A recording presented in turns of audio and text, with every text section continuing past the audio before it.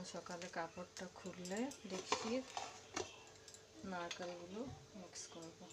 কুচি কুচি করে রাখা নারকেল আর চিনি আপনাদের টেস্ট মতো দিবেন। আমি এখানে 1 কাপ চিনি দেব। এমনকি আমার 2 কোটা চাউল ছিল, আরও জল দিয়েছিলাম, তাই চিনি কোয়ান্টিটিটা আন্দাজ করে মিক্স করে নেব।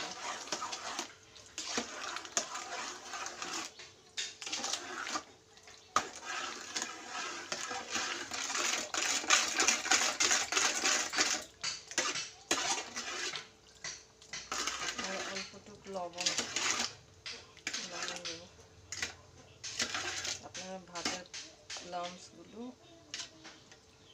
মিক্স করে দেবেন।